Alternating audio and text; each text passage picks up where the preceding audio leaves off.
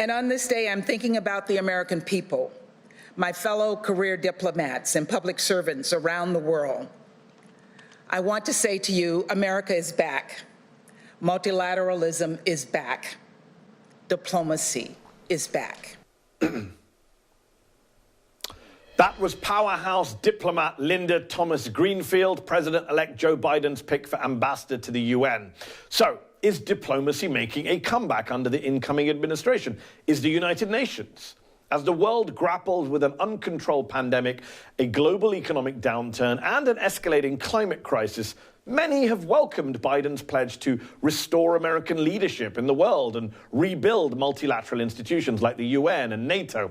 But what if all of that is part of the problem, not the solution? Do we ever ask ourselves why we feel the need to lead, or some might say dominate, the world? Why the United States spends more on defense than the next 10 countries combined?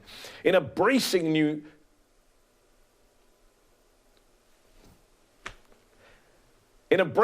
New York Times op-ed headlined, "America has no reason to be so powerful," historian and author Stephen Wertheim writes that if many Americans no longer understand why their country should police the world, it is for good reason. US military supremacy has outlived its original purpose. He also writes, "The next president, whoever he is, will not determine the future of America's role in the world. Joe Biden does not recognize there is a problem. President Trump has no answers." So, is it time to rethink America's place on the international stage? Is it even possible to get input from the masses when it comes to US foreign policy, which has always been the preserve of bipartisan elites? You know, politics stops at the water's edge. Joe Biden on Tuesday night, unveiling his foreign policy and national security team, echoed that idea. Together, these public servants will restore America globally, its global leadership, and its moral leadership, and will ensure that our service members, diplomats, and intelligence professionals can do their job free of politics.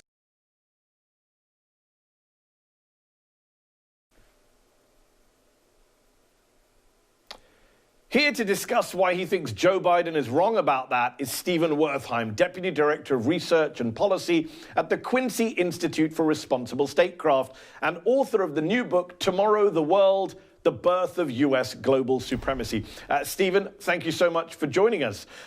We're hearing lots of positive stuff about the return of diplomacy, multilateralism, the UN, NATO, but your thesis is that that's where it all went wrong 80 years ago. That was all just a front for US global military domination, an excuse to be the world's policeman and deploy troops to more than 170 countries today. Am I correct in saying that's your thesis?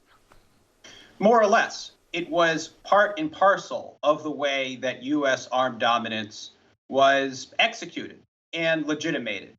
And my concern as I look at the early signs from the new Biden team is that they clearly want to go away from the America First of Donald Trump. That's obvious. But what I'm looking for is a recognition that American foreign policy has been fundamentally off course for many decades, even in the absence of totalitarian conquerors. 3 decades ago, when the Soviet Union collapsed, the United States set out to dominate the world by force and has made that its overriding priority. And just layering other initiatives, politeness, diplomacy, a concern for human rights on top of that fundamental objective, I don't think is going to deliver the kind of change that we need. You mentioned the collapse of the Cold War and how that impacted, the collapse of the Soviet Union and the end of the Cold War, how that impacted on US foreign policy. Your argument in the book is that the US used the threat of totalitarians abroad like Nazi Germany or the Soviet Union to justify its military primacy, the argument being, in your words, better us than them. But in recent years, people have tired of war because Al-Qaeda or Saddam Hussein clearly aren't on the level of a Stalin or a Hitler. But how about China? Both Republicans and Democrats see China as a rising threat, a genuine adversary, don't they? So China is a very serious challenge. And to that extent, the new focus on China by this town behind me, Washington, D.C., is rational. But I would make a real distinction between the kinds of challenges China has thrown up. Mainly, they're economic. They have to do with climate change, right? China is the largest emitter of greenhouse gases. Pandemic diseases, that's an obvious one. What we have not seen from China, but what we saw from the Axis powers and Soviet-backed communism, is an agenda bent on armed dominance, on conquering others. Not many people believe that U.S. partners and allies, even in China's own region, like South Korea, Japan, the Philippines, are in much danger of being attacked by China today. So the United States has an opportunity, to pull back with its military, to actually obtain what the American people need on the real threats that they face where they live and work: pandemic disease, climate change. We need to cooperate with China and, to an extent, compete with China. But we shouldn't be making this a military-first contest. I mean, in some senses, what you're saying is so obvious, especially with the coronavirus pandemic killing Americans in their thousands every day. You're having a 9/11 every 2 or 3 days right now. And yet, isn't part of the problem, Stephen, that a lot of U.S. foreign policy and even military action happens below the radar? Many Americans would struggle to find Niger on a map, but U.S. special forces have been killed there on Donald Trump's watch. We're basically at war in Somalia in just the first few months of this year. In fact, the U.S. conducted at least 39 airstrikes in Somalia, and we don't talk about it in Congress. We don't talk about it here in the media either. Well, I'm glad you're talking about it. But look, these wars actually do catch up with us. I don't think it would have been possible for a political outsider like Donald Trump to ascend to the presidency without 15 years behind him of forever war, in which Americans were constantly told by members of both political parties that we had existential enemies and we had to go to war to defeat them. Existential enemies all around the globe. That has become corrosive to our own democracy. So I'm absolutely with the president-elect when he says he wants to strengthen our democracy and even find places of agreement on issues where Democrats and Republicans might be able to work together. And you know what?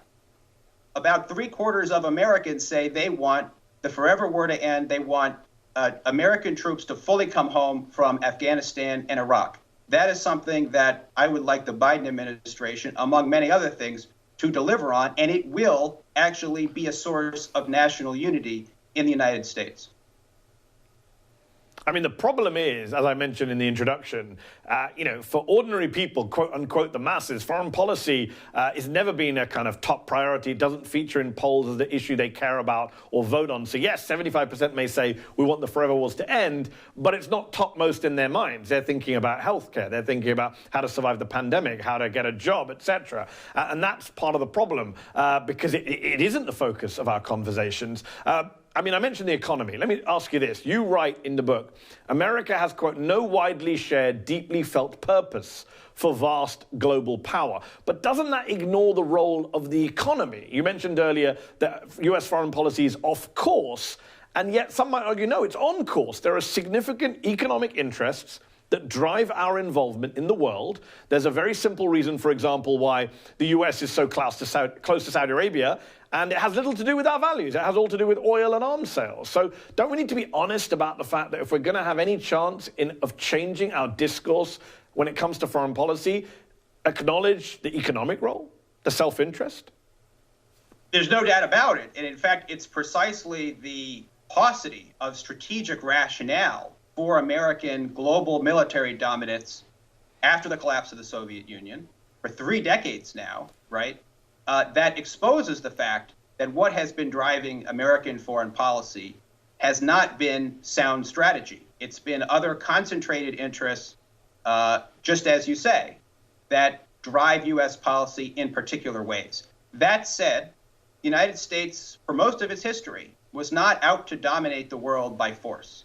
The United States made a choice to go in a different direction, and now we have concentrated interests standing in the way. But this is changeable. And I do think that the American people on the left and the right understand that what the United States is doing, spending half of our federal discretionary budget year after year on the Pentagon, just does not speak to the interests of the American people where they live and work, and it's not even sound foreign policy.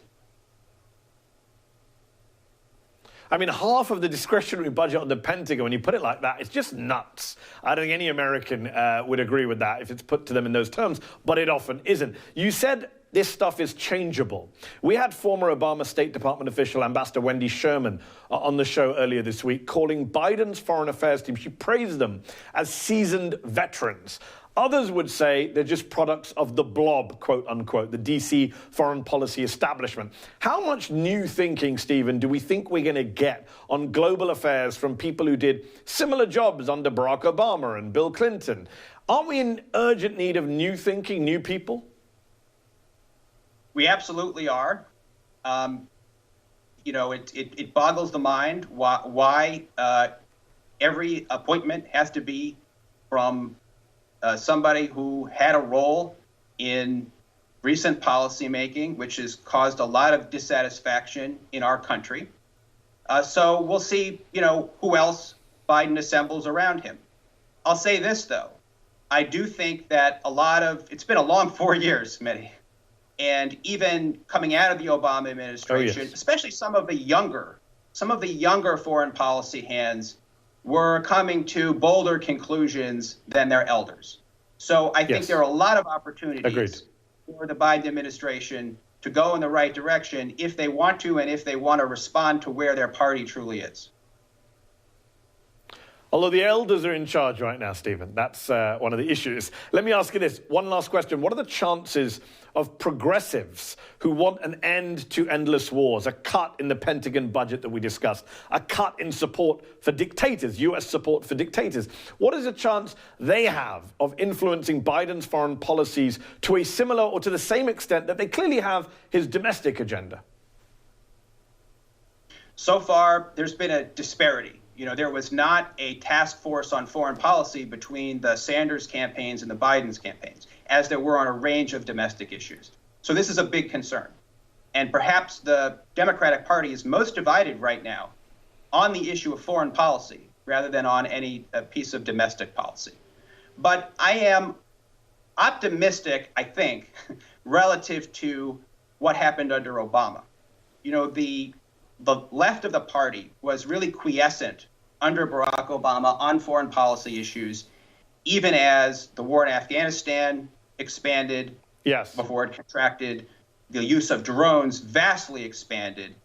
I think that Biden is a different kind of figure. No one's under any illusions about who Joe Biden is, fundamentally.